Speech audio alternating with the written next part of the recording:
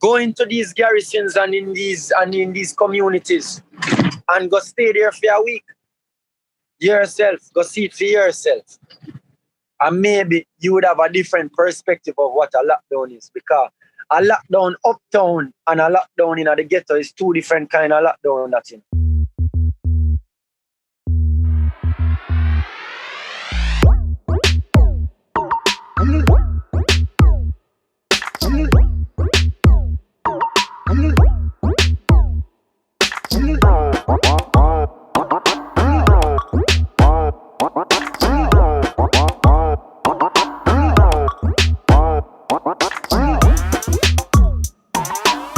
What up, peeps? Welcome to another episode of Next Friday. Now, this week, we're joined by Kez Nnamdi. Kez Nnamdi, welcome to the show, my brother. Respect, my brother. Grateful to be here and thank you for sharing your platform, bro. No problem, family. Yeah, no man. problem. Yeah, man. Well, we know say you're currently on tour, Kez Nnamdi. So we give thanks for you taking the time out to come all a Yeah, reason, man. you know? Yeah, man. Hopeful, bro. We're there, man. Yeah, man. But so how has the tour been going, though? It's been going good, you know, like we probably did about 20 cities so far. Yeah. We have about 20 more cities left. We just finished all of the West Coast. We just finished the Midwest. And then now we're in Atlanta today. And then from Atlanta we go just the straight East Coast dates all the way the whole Florida strip, New York, DC, Philly, you know. And we've been getting a lot of good turnouts despite of the times that we're in, you know. So Okay, that's great. And I also saw where you made a post recently on Instagram saying it's really challenging to be on touring in a pandemic.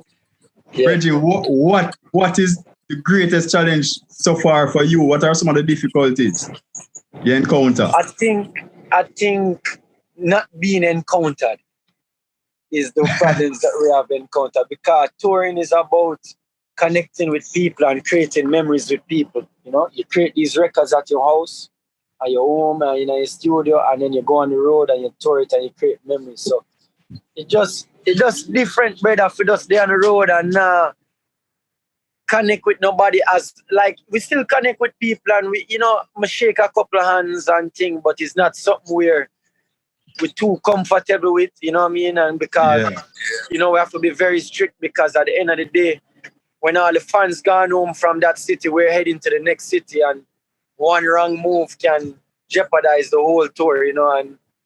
And you know, like just being on the road is just, you have to be literally stage to your tour bus, you know what I mean? So you have to discipline, because we can't jeopardize what we really are doing, you know? Yeah. Definitely. So and then we get tested every night, you know what I mean? And this is an airborne disease. So this is not something that you can see coming. It's something where just, you can't plan it. It happened to the best of us. Even if you sanitize all day, every day, and in our one bubble, you still can't catch it, you know. So we just have to give thanks. So far, we've done so many cities, and we've got a negative test every time we've taken it. So we give thanks, you know what I mean, that we're still on the road.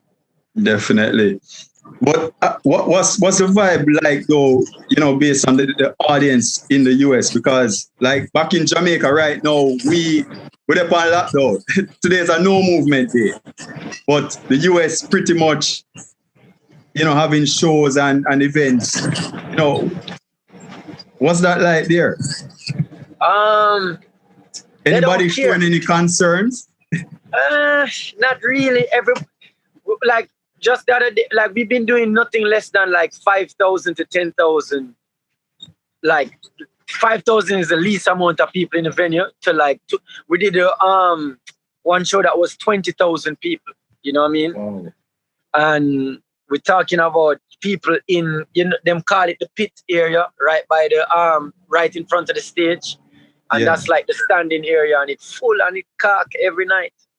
And everybody a touch and a rub and a hug and a kiss and a jump up and down like regular show, you know. So It's crazy, you know what I mean? Yeah, no. But being on these shows, they just show you how much people really need them vibes there too. You see, me come understand how entertainment can spread the disease a little quicker. You know what I mean? But also you can just tell how the people's sanity on the verge. You know what I mean? Because when people come to the shows and what they said to me after, like they've been locked up for like a whole year in them house, and this is the first show concert that them come to. Because to be honest, there's not really much reggae tours going on right now. You know what I mean? Like you can count on one hand how many reggae tours, like real tours, not just a 2-week run. We're talking about like 40 to 50 cities in 60 days. You know what I mean? So right. This is like talking about like 4 to 5 nights. Every week we have a show. You know what I mean? So in different cities that are like 6 to 12 hours apart from each other. So when you hear all the people come to you after saying how much them enjoy the vibes and then bringing them kids, it does show you how much like, yo, living life right now, our well-being is at risk. You know what I mean? With the restrictions that they put on us as a human race. Like I don't like to see what's happening in Jamaica. Like it's crazy, you know, because you cannot, in my opinion, you know, like, and I'm no politician, I'm no health expert, you know what I mean? But me live life and me know what is life, you know what I mean? And enough of my brethren them when me have poor and not no money, you know what I mean? And you can't lock up a country, a third world country, without providing the necessary resources to make you have a real successful lockdown. You know what I mean? To have a successful lockdown is everybody being fed and the crime rate not rising.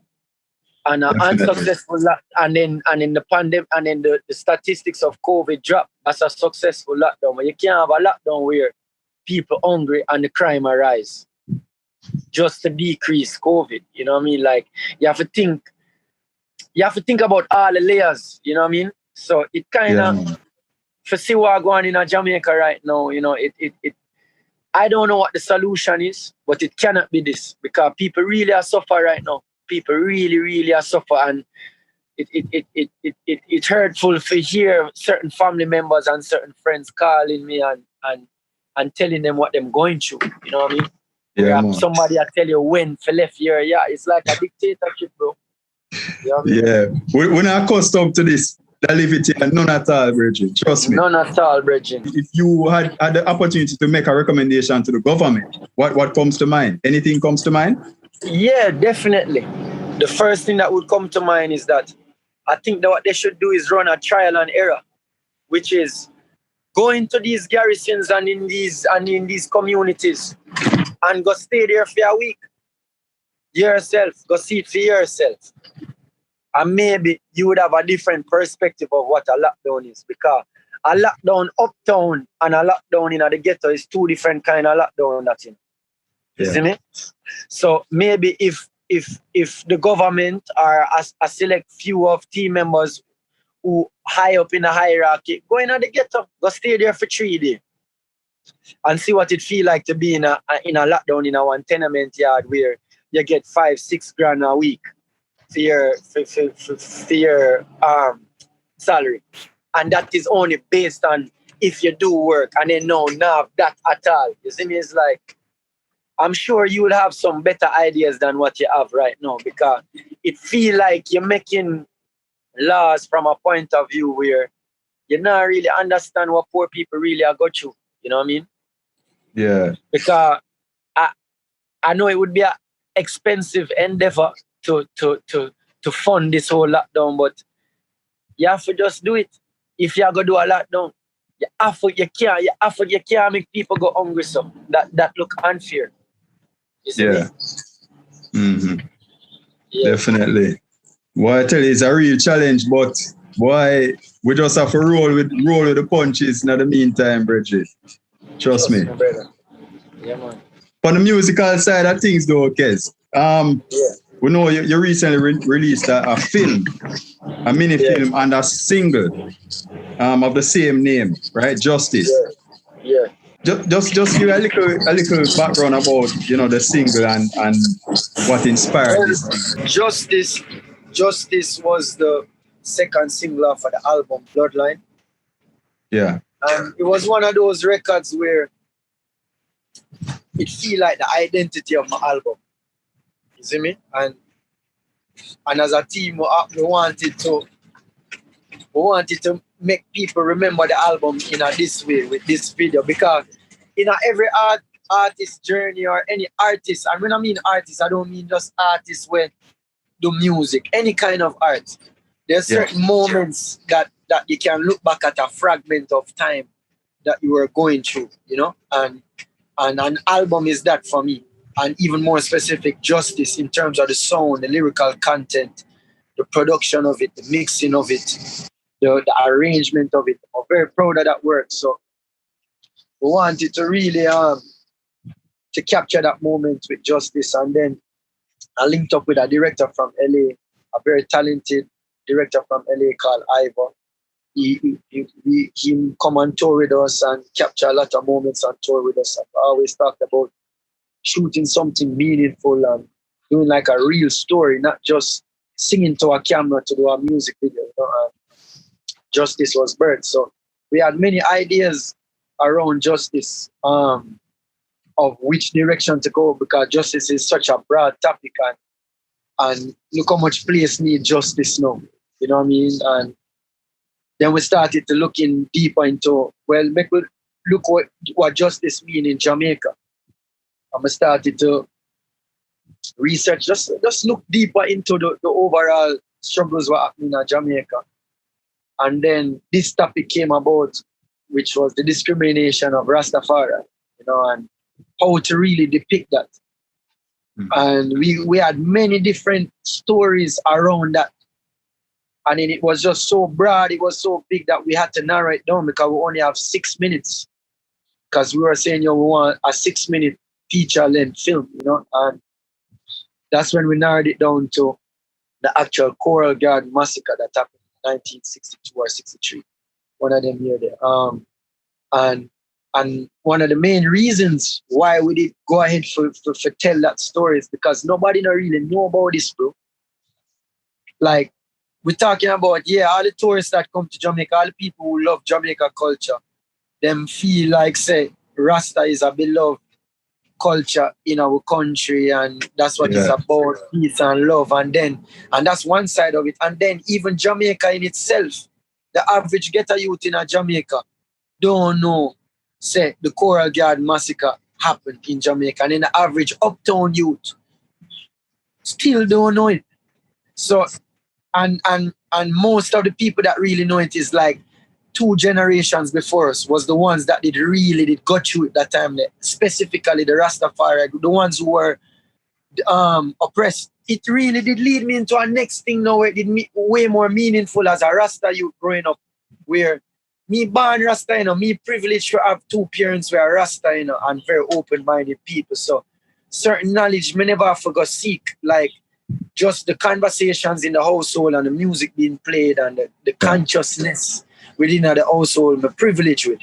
No youth would have forgot seek. That is not until 18, 19 years old when them start realize who themselves is. Where you see them, where them see them start to question them identity, until we get that from a young age. You know what I mean? And so imagine growing up in a household like that, and then going out in society in Jamaica being ridiculed and being scanned. Like Rastafari, having dreadlocks at the style now. Most girl, all man to me say, I put locks in them head, fake locks. The real thing, man. Can't believe that we reach. And me used to look down upon them thing, but I better them put in a fake locks than straight them head. You know what I mean? So and not that I have anything against people straightening them hair, but it's just you have to understand where this is coming from. This have way deeper meaning. Like most people, like who have professional jobs, it's unprofessional to come in with your natural hair. If your hair look any kind of nappy, if you don't cut your hair right now and you just wash it very regularly, it'll go turn into dreads naturally, bro. Yeah, man. That are your natural hair without you doing. So imagine your natural hair is unprofessional.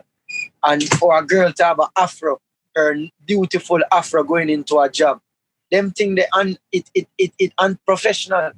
And that is even deeper, it go deeper to when we in a slavery. You see me?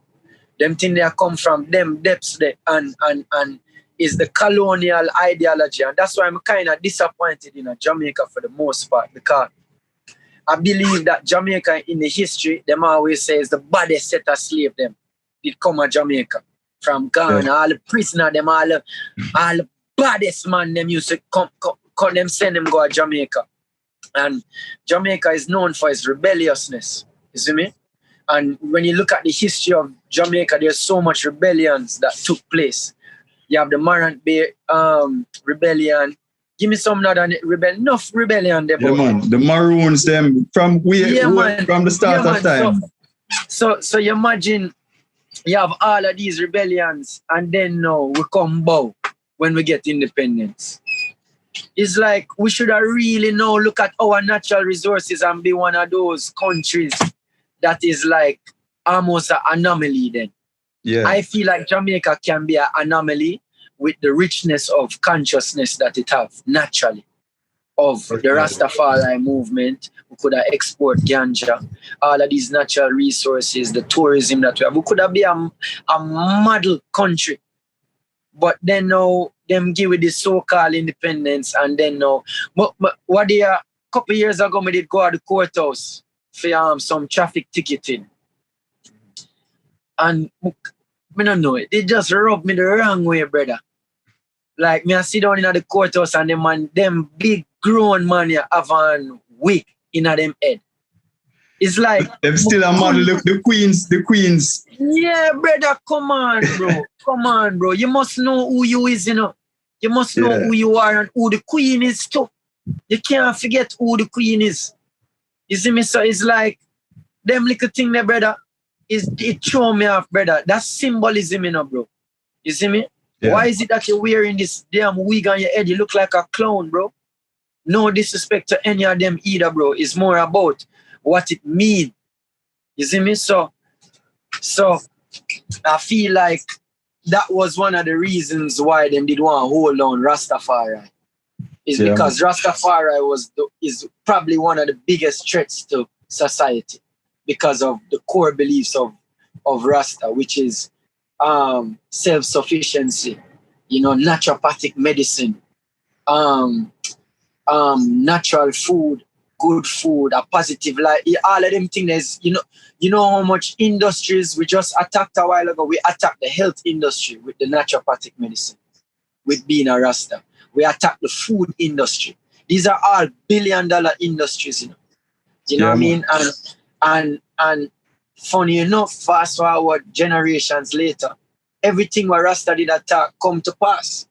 So you imagine in the 60s when them did a burn down the ganja field them. Yeah. When man, and instead of doing that, them did come and invest with we. Imagine how far along we would have been with this. We'd be way ahead, bro. Way ahead. Would have been way ahead if them did listen to it. You see me? If them did listen to what Rasta said them time, they would have been like one of them country where just the gap between the poor and the rich would have been way less than what it is right now. Because of so much herb we are export, and we are export to herb to them just export herb go to Canada what they, you know.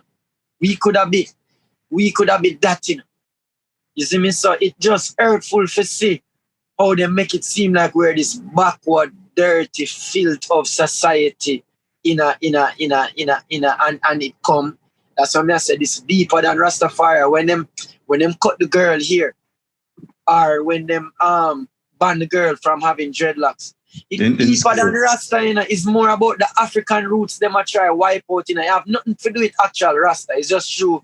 Rasta is the poster image of rebellion then, because them so upfront about certain things. You see me? But it's so case like you said, they might try for erase we own African history and heritage. Identity, yeah, of course. Come on, bro. Dreadlocks start way before Rasta, you know. That is our African culture, you know, brother. And we there in a country. How much black people there in a blowout Jamaica? probably 99.9% of black people in Jamaica. And you go ban dreadlocks in your Catholic school, them, bro. No, bro, that don't make no sense. You ban yourself. Yeah. So, me I try give a little bit of context of the thoughts and the things and the patterns that were going through my mind when we were. Cause this Coral Garden film that we made was like months of talking and writing and trying to figure out which direction to go with it, because we could have just go strictly with here, or we could have go strictly with the story of Herb, but then we went strictly with the story of Coral Garden because I feel like that was a moment in history that we can't afford for it to repeat itself. You know what I mean? Yeah. Can't afford because with the pace where them going right now, it coming like them want to wipe out with indigenous culture, bro. Rastafari is a treasure of Jamaica, treasure, brother. Yeah, man, and you have to look and you have to stop Preet as a backward movement now and start Preet as a progressive. Mother love, brother, mother love a Rasta Prime Minister of Jamaica. It's something I always wish.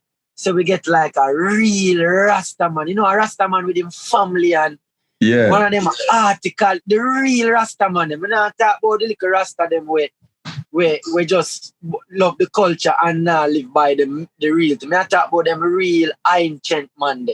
Yeah, man. I love to see one of them man they take over Jamaica and see what the difference of approach is.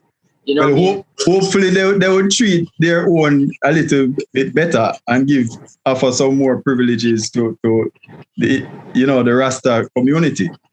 Yeah. And embrace the African heritage and history some more. Because what I see now is we're embracing the English and the Western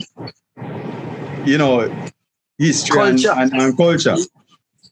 Yeah, brother. You have to always remember, going back to what you were saying about when we're talking about the judge, them still under the colonial. Right. Like we have pushed this colonial way of life in Jamaica. It make me embarrassed. Like what they have said on an interview and them take it way out of proportion. But what I did really try to say is that me embarrassed to call myself Jamaican in that way there. Where we have pushed this colonial thing, brother. We were always the rebellious ones against this way of life, bro. So I'm not talk about and the rebellion what me talk about is not the rebellion like this crazy bun down thing and thing. Me talk about just the rebellion of these idiot ideology what don't make sense for Africans. You cannot have an ideology where you're a band man for wear locks and woman. That don't make no sense. Yeah, man. Backward behavior that man. That past them days there. Yeah, bro. We should have been past those days. We passed those days, them man. Come on, bro. Look how much fight we fought. The Nanny Maroon, she a turn in her grave right. Marcus Garvey a turn in her grave right now. To see them leader where around the country. And no disrespect to none of them, brother, but them thing they are joke thing in the stage where they in our life right now, brother.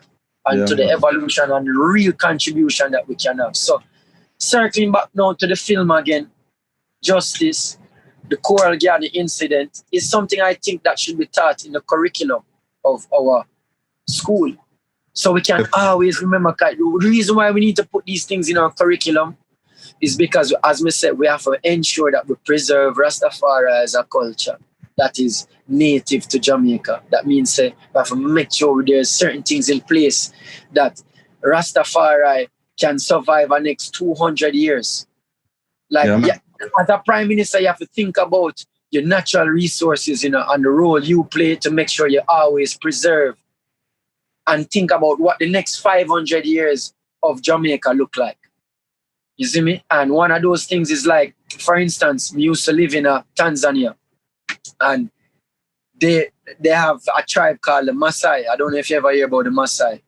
The Maasai is a tribe in Kenya that is indigenous to Tanzania and that Eastern Africa region, Tanzania and Kenya dominantly, also a little bit in Uganda. But them, I don't know if you ever see a picture of them very tall and them wear red. and them jump and them heritage rich, you know, and Okay. those are that was a tribe that the queen and them couldn't conquer to. Is almost similar to like the Maroon them. Yeah. But them what them have in place to preserve them culture, them have enough land where you're not allowed to go on them land there. You see me? That different. You know what I mean? Them preserve them culture. You can see and then now you see them aside them in a modern world to kind of pre what the Rasta man are gonna look like in the modern world as a prime minister. You have to think from them perspective there. And when you put that, when you're thinking like that, you're gonna put these things that happen in history in the curriculum so the young youth them know say this one. And they will remember that just like how we learn about certain rebellion and thing. We learn say we is a rebellious people and them thing there. So there was nothing about the Coral Garden. So when we hit the Coral Garden topic, it did hit like, you know, when a brick just box you across your face, I say, yeah. This me want. I'm gonna start good. But Kezzy, I mean, they may not, yeah man, but just reasoning though, they may not include something like that in the curriculum because for argument's sake, maybe they might look at it as something that show the government of the day in a bad light. Yeah. So they may not want to even embrace that. Yeah, but it's bigger than that, and then that is why they put it underneath a carpet because they know it's embarrassing. It's very embarrassing that me as a Rasta youth go out there and promote Jamaican culture, and when I come back to my yard, people are scaring me. Them think they're embarrassing, you know, brother. There's still people in Jamaica right now who have it say my locks have lice in it, you know. You see me? You see what I say? So them think they're embarrassing when you think people want to come to Jamaica because of beach. No. That's not why people come to Jamaica, bro. Them can go Bahamas. Bahamas are prettier beach than Jamaica. And the people like the culture, man. People come for reggae, Rasta, and ganja. Them three things there. Them come. You see me? So it's embarrassing. So them have to wipe it underneath the carpet. But to me, you have to start the healing process somewhere. True. And right now we're at a big crossroad with Jamaica right now as a Rasta community where they totally violated a young Rasta woman. You know what I mean? A young little girl to a little 19-year-old girl. Them totally violate her. And it's been weeks since he even come out and even say something. You see me? You don't even say nothing. You see me? It's just like, come on, brother. You have to have a conscience.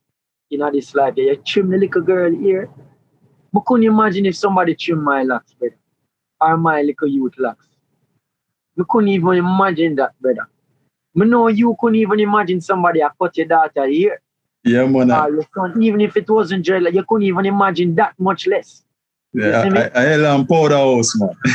Yeah, man. So and this is a global thing, you know.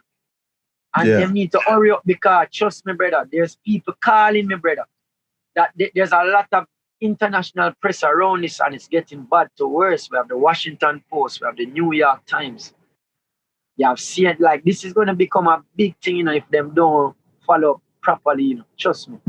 This is going to be one of the moments in our history where the whole world see the Jamaican government for what them is. You see me? For the first time. And I think Andrew Holness have a very unique position where he can start to heal and apologize and say, sorry, Rasta people, we love you. And we love the contribution where you give to our country. And them thing they want here, you know. And in fact, we have some investment put up for an idea them because it don't prove say Uno is so progressive as an indigenous people. We need to start investing in some of your ideas. You know what I mean? Yeah. And they're doing little things, but it's not enough. They're doing very little things. I'm not going to be an ignorant man when there's little things being done, but you need to rapidly move this forward because there's no question about it. You don't have to second guess it now. It's been proven. Yeah. So, when we put the Coral Garden Massacre in a art form, you can't wipe it underneath history now because it engraved in the youth their mind and heart in a different way, in a song and melody. The teacher said, "For trim your natty dreadlocks. Them no want a Rasta man in a them school. Remove the natty from your head top. Rasta can't learn the golden rule. You man, hold on to your culture. Grow your natty and be proud of your roots. Oh gosh, Babylon, evil agenda. Watch for Babylon, colonial rule. Can't believe down a yard, this still a war. Caesar the mentality no change. Them take Leonard well from him farm, put chains on him hands, then them lock him up and put him in a jail. Capture pinnacle and then they put it up for sale. Over 3,000 Rasta displaced. Must have done something wrong. Why me can't flash me natty where I come from? Yes, still we carry on the works of the conquering lion. The teacher said, "For trim your natty dreadlocks. Them no want a Rasta man in a them school. Remove the natty from your head top. Rasta can't learn the golden rule. You man, hold on to your culture.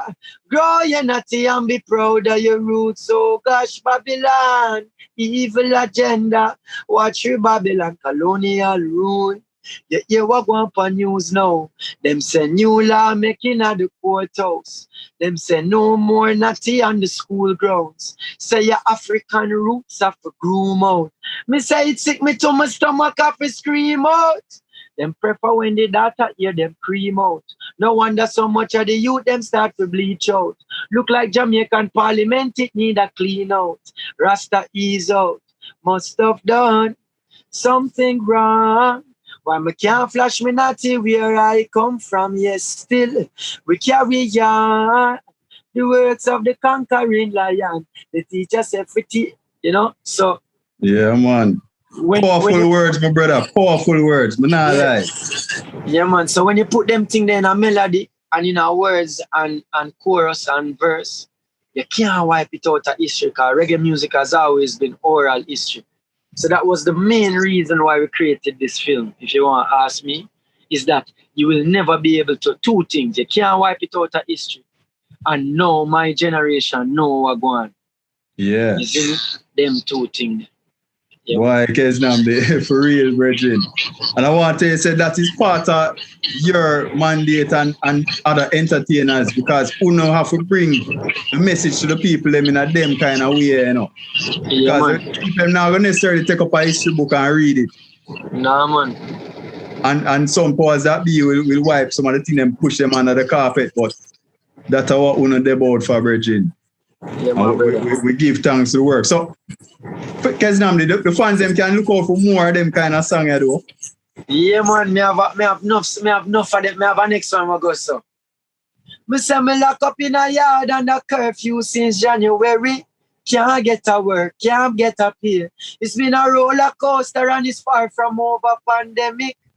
Them say 6 feet apart, every face of a mass pandemic. People can't bear the cost, doctor can't find the cause under strict martial law pandemic. It's a serious time. I did give thanks I'm alive. I never panic now, I must survive. I feel protect the inner peace of your mind. Long time we tell you no, oh, serious time. I did give thanks I'm alive. I never panic now, I must survive. Earth a change right in front of our eyes. Be wary of your state of mind. Yes, depression at an all-time high. Check on your brother if him doing all right. In these unprecedented times. Lock up in a house and life not tax-free. Them want guinea pig fi test them vaccine. It's a big money scheme, this COVID-19. The sickness a move at lightning max speed. It's a serious time. Enough of them tune, you're ready for them, man. But then I want different zone right now, bro. Yeah, no. It look like say you spend the whole of your pandemic a right tune, Bridget. Trust me, brother. Right tune, and it's funny car. You know, I feel like the stage I'm reaching in my life now, bro, is like reach a point where we can't just make music for fun no more. True. Like it's more like, don't get me wrong, I always hold a joy when we make music. But remember, I a time when we could have just go in the studio for rhyme. Like that did fun, rhyming or you see me like them thing that is like what inspire me is something where a moment in a time, you know what I mean? Where I have to capture that in our melody and a them thing that a forward now or a feeling or a emotion. It's not just going into studio now and making a wicked flow or a wicked rhyme scheme or yeah man brother. Yes, Bridget. Deeper meds are now, Bridget. And those no regular meds again. Yeah man. People are feeling fit right now, you know, brother. People are feeling fit for music where them can feel again. Trust me. Yeah man. And we are the majority, you know, bro. The conscious mind, the consciousness of the people, them love to make it feel like say we is not the majority. And it's usually music show you how we is the majority. Cause when Kesnamdi keep on showing you see how much people forward out. You know, sir, we are the majority. You see me, because if them see a man they go out there, them said government official go out there, them can't draw a crowd like we. You see, so real talk, Bridget. No matter how big a political campaign is, it can't compare to our big reggae show. And it can't do without music. No campaign. Yeah, man, them have to draw for the tune them, man. To inspire and ignite the people. Yeah, man. So, yeah. Boy, some positive vibes, Bridget, trust me. So, yeah, man, brother. What's next for Kesnamdi though? What can fans look out for, you know, in terms of music, shows, outside after the tour? Well, I'm reaching close to an album now. Like, you know how much songs me have for a new album right there. You know, we're doing a lot of recording. What's good is that because we have the band on the road with us, like we're stopping in any half days that we get, we stop at the studios and we're doing a lot of recording to try and to really knock this album out, but like take it to a whole nother level again, like raise the bar again, you know. So like this is the first time I'm hearing an album again. You know, like, you know, you'll always hear the song them, you know, when you make them, but then no, it's an exciting time, you know, your album process when you actually hear the skeleton of the album and it coming and together. What it could be, and that's something there right now. So I'm very excited about that because once we reach this, it's just we're driving it all the way home now, and we're about to reach the home stretch, you know. So yeah, man. We have a bad album here cook up, you know. All right. Yeah, man. Yes, Kesnamdi. Well, boss, Bridget, I wish you all the best on the rest of the tour because you still have a good way to go. Whole heap of cities, you know, and we want you to just continue to do the good work, Bridget, and spread the Jamaican flag and culture right across the world, family. Hopeful, brother. And give thanks for the time and the reasoning. It was a good reasoning, you know. Yeah, man. Respect. Yeah, man. Respect every time, bro. So, peeps, there you have it. Another exciting episode of Next Friday. Now, be sure to go and subscribe, share, like, click the notification bell. Do the thing, man. Because we know something enough to do. And remember, I don't want to miss a beat. Because remember, next Friday and every Friday, we out.